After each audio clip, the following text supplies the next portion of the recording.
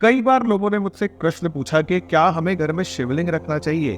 तो आज की इस वीडियो के अंदर मैं शिवलिंग के ऊपर, शिव जी के ऊपर थोड़ा सा डिटेल में बात करूंगा। और देखो, सबके अपने विचार होते हैं, सब शिवलिंग के बारे में सबकी अपने विचार है, सबकी अपनी धारणाएं हैं। मुझे कोई भगवान शिव सपने में आके ज्ञान तो देके नहीं गए। मैंने भी जो नॉलेज दी है वो इसी संसार से दी है। जितनी नॉलेज मुझे है, जितना ज्ञान मैंने अर्जित किया इसी संसार से, उसके आधार पर मैं आपसे सारी चीजें शेयर करूंगा। सबसे पहले बात करें शिवलिंग है क्या।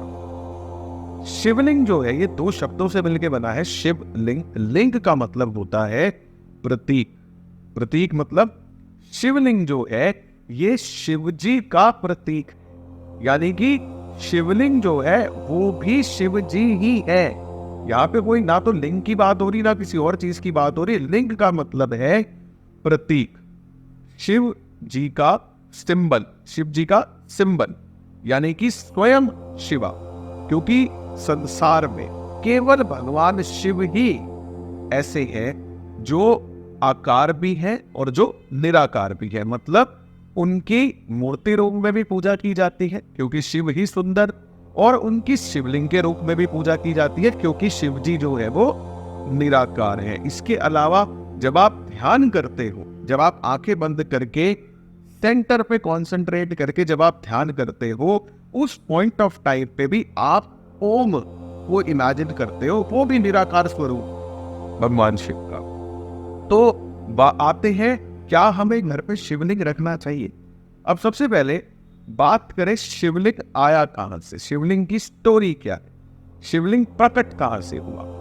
तो एक बार की बात है, भगवान विष्णु और ब्रह्मदेव के बीच में एक युद्ध सा छिड़ गया। एक बहस, युद्ध नहीं बोलेंगे, एक बहस छिड़ गई कि कौन ज्यादा सुपीरियर है। ब्रह्मदेव ने कहा भाई मैं ज्यादा सुपीरियर हूं क्योंकि मैंने सृष्टि की रचना की है।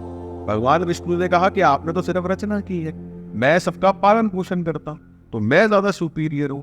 और ये जो बहस थी ये बढ़ते बढ़ते बढ़ते बढ़ते एक इसने विकराल रूप ले ली इस बहस ने। और युद्ध ही छिड़ने वाला था कि भगवान शिव को बीच में आके उन दोनों की बहस को रोकने के लिए भगवान शिव को बीच में आके इंटरफेयर करना।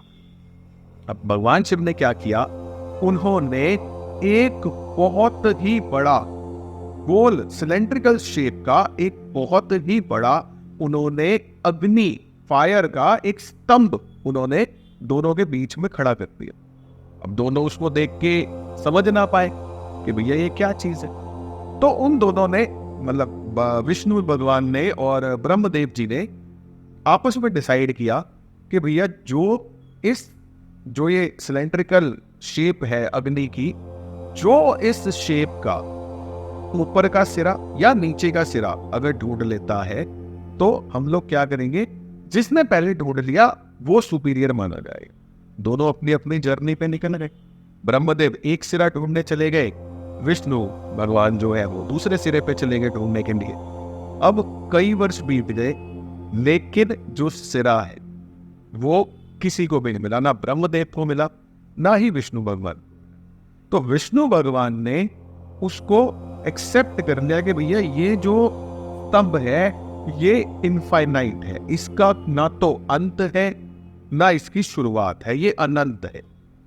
ब्रह्मदेव जो थे उन्होंने कुछ झूठ सच क्या बोला जिसकी वजह से उनका एक सर जो है वो अलग कर दिया था भगवान शिव ने। उनके जिस मुख से उन्होंने झूठ बोला तो वो भगवान शिव ने अलग कर दिया था। तो ये कहानी हुई इसके पीछे। अब जब ये सारा इंसिडेंट हुआ तो भगवान विष्णु ने क्या किया, भगवान विष्णु और ब्रह्मदेव ने मिलके वो जो निराकार शेप थी, वो जो इनफाइनाइट सिलेंड्रिकल अग्नि फायर की जो शेप थी, उन्होंने उस शेप को भगवान शिव का प्रतीक मानते हुए उसको शिवलिंग की शेप दे दी कि भैया ये जो भगवान शिव का निराकार स्वरूप है ये शिवलिंग के फॉर्म में आज से इसकी पूजा की जाएगी और ये शिवलिंग के फॉर्म में ही पूजा जाएगा। एक और फैक्ट है कि इस संसार में दो आइडेंटिकल शिवलिंग अवेलेबल नहीं है। आप आपको कभी भी दो आइडेंटिकल शिवलिंग कभी नहीं मिलेंगे।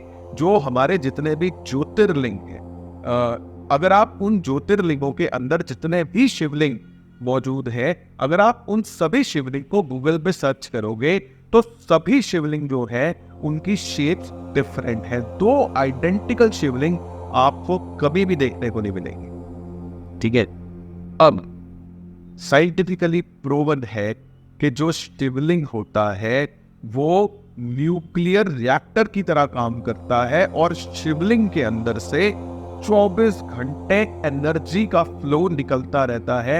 24 घंटे शिवलिंग से एनर्जी फ्लो करती है और जो एनर्जी फ्लो करती है वो इतनी ज्यादा है कि नॉर्मल ह्यूमन बींग्स जो है वो उस एनर्जी को बर्दाश्त नहीं कर सकते।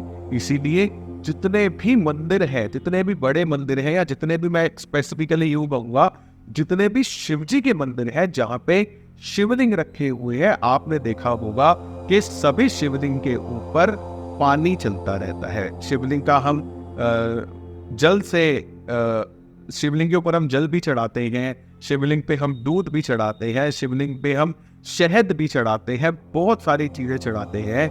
उसका पर्पस पता है क्या है? ताकि जो शिवलिंग के अंदर से जो न्यूक्लियर एनर्जी, जो भयंकर एनर्जी शिवलिंग से निकलती है वो शांत हो और वो आसपास में जो लोग रहते हैं उनको प्रभावित ना करे, क्योंकि हमारे बस की नहीं है उस शिवलिंग से निकलती हुई एनर्जी के सामने खड़े रह पाना। इसीलिए 24 घंटे शिवलिंग के ऊपर जल जो है वो गिरता रहता है, जल जो है वो चढ़ता रहता है। तो क्या आप अपने घर में जो शिवलिंग रखते हो उस पे 24 घंटे आप जल चढ़ा सकते हो? क्या आप कोई ऐसा सिनारो क्रिएट कर सकते हो कि आपके मंदिर में शिवलिंग रखा है और उसके ऊपर एक मटका, कुछ कोई भी लोटा आपने टांग दिया जिसमें से 24 घंटे उस शिवलिंग के ऊपर जल की वर्षा हो रही है? Can you do that? अगर हाँ तो आप रख लेना शिवलिंग, अगर नहीं तो हमारे मंदिरों में जो शिवलिंग स्थापित किए हुए हैं प्रैक्टिकली वहीं जाके आप अगर शिव जी की पूजा करते हैं तो वो बहुत अच्छा है। शिव जी, जैसा मैंने आपको बताया, शिव जी आकार स्वरूप भी है, निराकार स्वरूप भी है, तो जरूरी थोड़ी है शिवलिंग की पूजा करनी। शिव जी की तो तीनों रूप में अवेलेबल है, शिवलिंग के रूप में भी अवेलेबल है, मूर्ति रूप में भी अवेलेबल है, मतलब ह्यूमन फॉर्म में भी अवेलेबल है, नहीं तो विकराल रूप में भी अवेलेबल है, इनफाइनाइट फॉर्म में भी अवेलेबल है। तो घर पे अगर शिव जी की पूजा करनी है तो आप अपने मंदिर में शिव जी की फोटो लगा के कीजिए, शिव परिवार लगाइए।